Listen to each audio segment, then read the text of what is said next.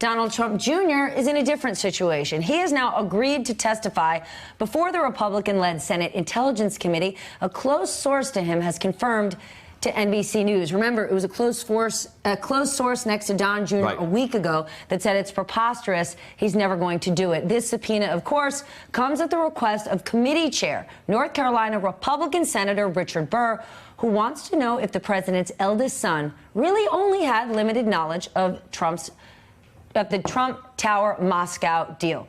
The source says the testimony will take place in mid-June. It will be a closed-door session, and of course, Don Jr. will be under oath. The testimony will last between 2 to 4 hours, and it will be limited to 5 to 6 topics. 5 to 6 topics that Don Jr.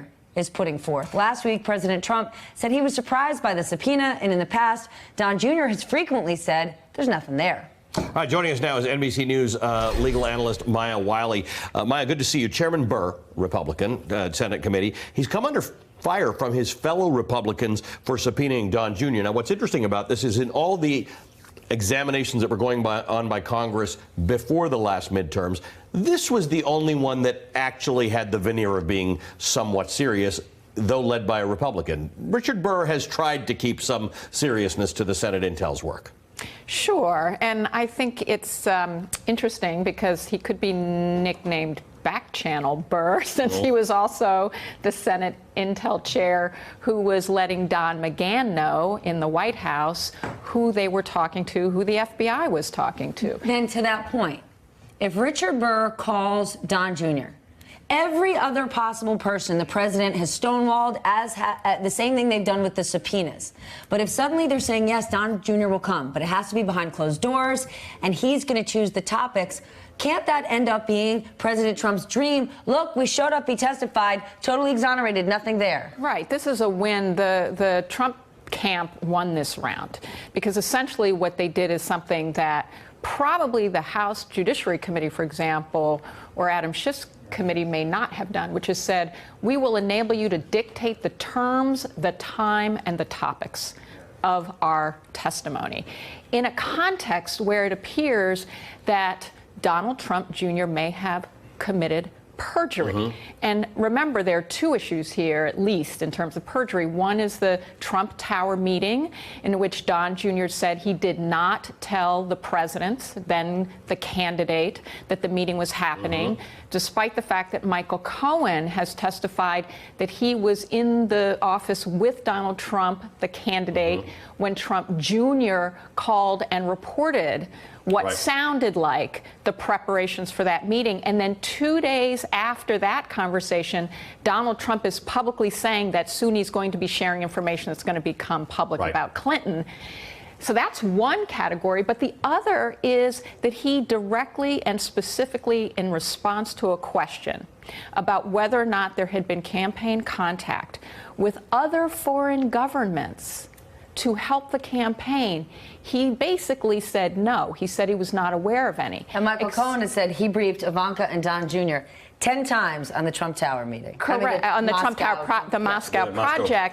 But he also, in August 2016, had a meeting with a representative representing Saudi Arabia and United Arab Emirates.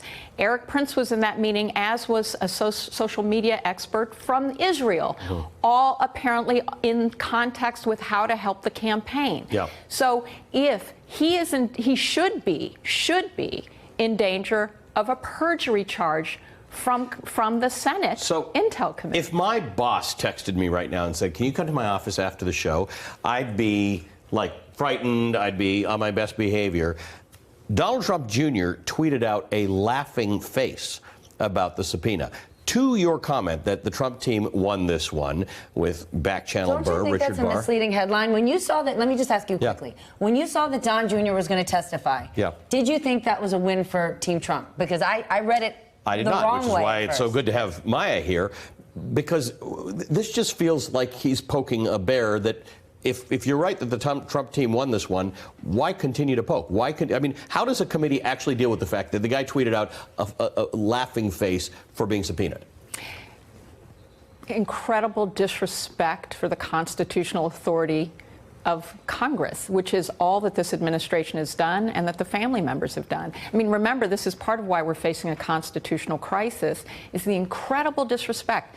Let's actually, because I've worked for a politician as an attorney, when you have a person in public office who has any kind of cloud around them, what you want to do and what you advise is cooperate, be public, demonstrate that you have nothing to hide and nothing to prove.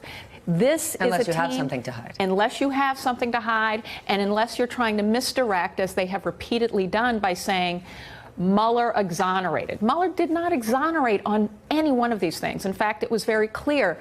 Robert Mueller's report says, I couldn't establish sufficient evidence for a criminal proceeding because people lied to me, people invoked the Fifth Amendment, which is their constitutional right, but then I couldn't get around that right, and I had witnesses that were in foreign countries that were unavailable to me.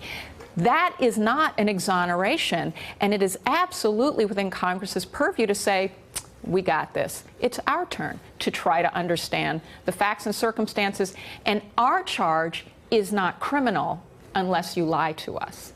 Hey, MSNBC fans, thanks for checking out our YouTube channel. Subscribe by clicking on that button down there and click on any of the videos here to watch the latest interviews and highlights. You can get more MSNBC for free every day with our newsletters. Just visit msnbc.com/newsletters to sign up now.